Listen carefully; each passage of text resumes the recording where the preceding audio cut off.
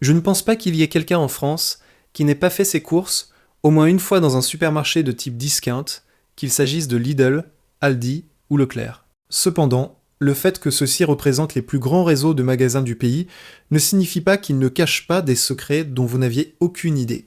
Dans ce dossier, je vais révéler beaucoup de choses sur les coulisses de ces magasins. D'où vient la viande, et si elle vaut la peine d'être achetée, pourquoi le magasin est toujours plein de palettes qui bloquent le passage. Et, surtout, quelle est la réalité derrière les promotions choc? La dernière question dont je vais parler est la plus importante. Alors, restez avec moi jusqu'à la fin. H1. L'illusion du prix le plus bas. Qui est le vrai champion en 2026? Bien qu'une grande partie des Français soient convaincus qu'un certain magasin, souvent Lidl ou Leclerc, bat tout le monde au chapitre des prix, la vérité est souvent différente. Les stratégies marketing sont si bien rodées qu'elles nous font percevoir un magasin comme étant bon marché, même lorsque les données brutes disent autre chose. Selon des études de marché récentes de 2025 et début 2026, il a été démontré que le panier de courses le moins cher ne se trouve pas toujours là où on l'attend. En France, le réseau Leclerc domine souvent les classements, mais la bataille est féroce. La surprise vient de réseaux moins agressifs sur le plan publicitaire, comme Intermarché ou les marques de distributeurs de Carrefour, qui réussissent parfois à sortir un ticket de caisse total inférieur à celui des discounters classiques. Les différences ne sont souvent que de quelques euros sur un panier moyen de 100 euros. Mais notre perception est influencée par les produits d'appel, pain, lait, que le magasin maintient à des prix très bas pour nous attirer à l'intérieur. L'intuition nous trompe fréquemment. Un magasin qui a l'air plus moderne ou plus premium peut avoir des prix compétitifs sur les produits de base, tandis que le discounter peut récupérer sa marge de profit sur les produits non alimentaires ou les produits de luxe. H2. D'où vient la viande et quelle est sa qualité réelle? Il existe un mythe urbain selon lequel la viande des grands supermarchés est de qualité inférieure, injectée ou pleine d'antibiotiques. Analysons la situation sur l'exemple du marché français.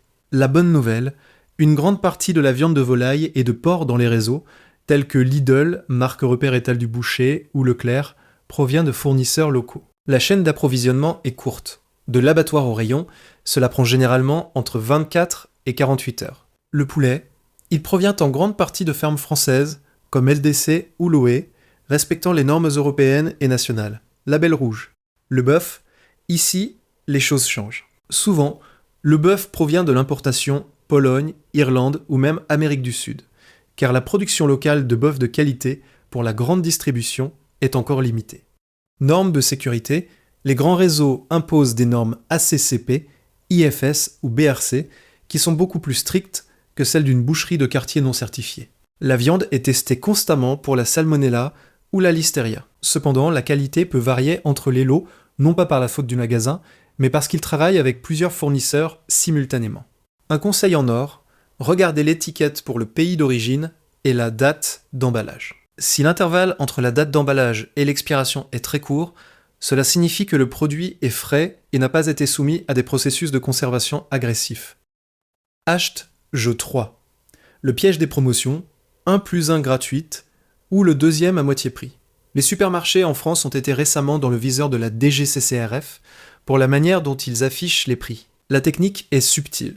Vous voyez une affiche géante, 1,50 € tomate, et en dessous, en minuscules caractères, il est écrit prix valable à l'achat de 2 kg. Si vous ne prenez qu'1 kg, le prix à la caisse sera de 3 €. Un autre problème signalé est la référence aux prix antérieurs.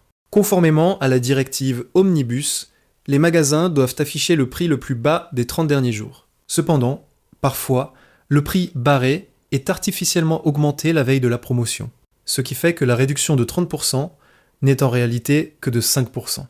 Ces erreurs d'étiquetage ne sont pas toujours des erreurs humaines. Quand on multiplie une différence de 50 centimes par les millions de clients hebdomadaires, on obtient un profit supplémentaire énorme réalisé sur la base de la confusion de l'acheteur. Mon conseil, vérifiez toujours le prix à l'unité, au kilogramme ou au litre, écrit généralement très petit sur l'étiquette en rayon. Martel, le mystère des palettes qui bloquent les allées. Pourquoi dans des supermarchés comme Lidl ou Aldi trébuche-t-on toujours sur des palettes d'eau, de farine ou de papier toilette? Ce n'est pas seulement un manque d'organisation, mais une nécessité logistique et financière. Un ancien manager de magasin explique : l'optimisation des coûts est la religion des discounters. Un camion qui vient au magasin a une capacité fixe, généralement 32-33 palettes. Pour que le transport soit rentable, le camion doit être plein. Ainsi, le magasin est forcé de recevoir de la marchandise, même si l'entrepôt à l'arrière est déjà plein. Comme les entrepôts des magasins de type discount sont conçus pour être petits, pour laisser le plus d'espace possible à la zone de vente, la marchandise excédentaire finit directement en rayon. De plus, il existe une stratégie de personnel. Si vous avez peu d'employés par équipe, ils n'ont pas le temps physique de décharger la palette pièce par pièce sur l'étagère. Alors, ils la laissent directement sur le passage des clients. C'est un compromis entre prix bas et confort d'achat. Hasht 5. La révolution des paiements et le contrôle des coûts. Vous souvenez-vous quand certains magasins n'acceptaient pas les cartes ou avaient des limites minimales? En 2026, le paiement par carte, téléphone ou montre est la norme, mais le chemin pour y arriver a été dicté par les commissions bancaires. Les grands distributeurs ont négocié intensément les commissions de traitement interchange-fee. Ils n'ont introduit les terminaux de paiement massivement que lorsque la législation a plafonné ces commissions à un niveau qui n'affectait pas leur marge de profit déjà faible. Il est intéressant de noter qu'avec l'introduction des caisses de type self-checkout, libre-service, les supermarchés ont réussi à réduire encore plus les coûts de personnel, en transférant le travail de scannage directement aux clients. Hasht 6. Combien gagnent vraiment les employés de supermarchés? En France, en 2026, les salaires dans la distribution ont augmenté considérablement en raison de la pénurie de main-d'œuvre. Un caissier employé commercial débutant dans une grande ville peut gagner entre 1450 et 1600 euros net en poche, auxquels s'ajoutent des tickets restaurants d'environ 150 euros et divers bonus de performance ou d'inventaire. Un directeur de magasin peut atteindre des salaires de plus de 3580-500 euros net, plus une voiture de fonction et des bonus annuels consistants. Bien que les salaires semblent attractifs par rapport à d'autres secteurs, le volume de travail est immense. Les employés doivent être polyvalents, scanner en caisse, mettre en rayon, vérifier les dates de péremption et faire le ménage. C'est un environnement de haute pression où chaque minute est chronométrée. Hasht 7.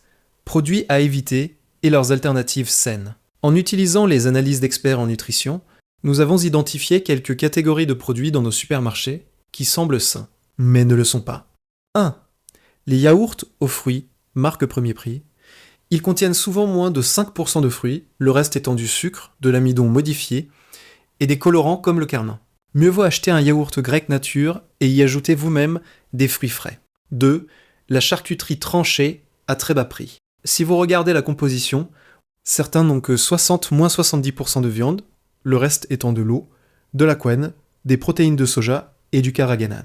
Recherchez les produits sur lesquels il est écrit 100 g de produits obtenus à partir de 110 g de viande. Ce sont les plus qualitatifs. 3. Huile de tournesol excessivement raffinée. Bien que bon marché, pour la friture, il est préférable d'utiliser de l'huile d'olive pomace ou du saindoux, en raison du point de fumée plus élevé et de la stabilité à l'oxydation. Hashtag 8. Le chaos dans le magasin est-il un truc psychologique? Avez-vous remarqué que dans les magasins de type discount, la marchandise est parfois laissée dans des cartons sur l'étagère au lieu d'être joliment disposée? Il existe une théorie psychologique derrière cela, The Warehouse Effect, l'effet entrepôt. Quand un client voit un magasin qui n'a pas l'air parfait, son cerveau traite inconsciemment l'idée. Ici, on ne dépense pas d'argent pour le design et l'esthétique, donc les prix doivent être bas. La propreté impeccable et les étagères en bois premium nous font inconsciemment surveiller notre portefeuille, croyant que nous allons payer plus cher.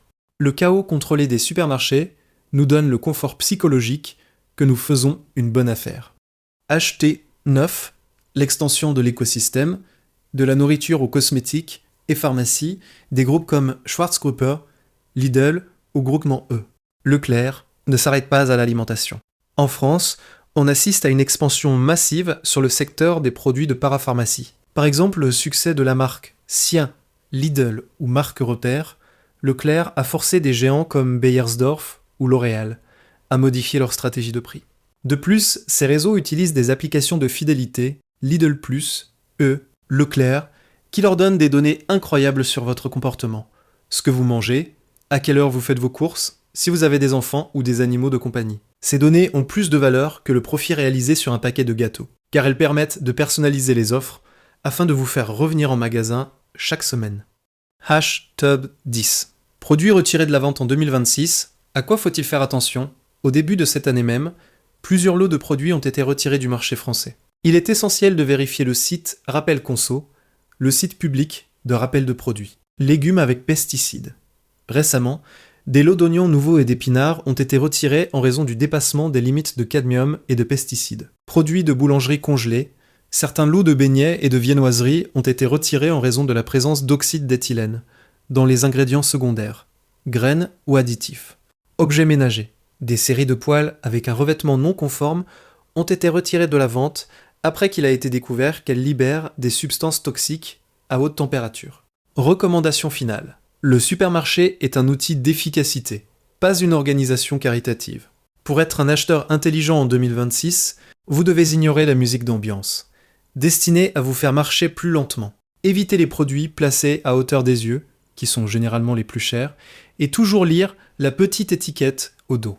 Si ce dossier vous a aidé à mieux comprendre ce qui se passe derrière les portes coulissantes de votre magasin préféré, n'oubliez pas d'être toujours vigilant et de donner la priorité à la qualité plutôt qu'au marketing brillant.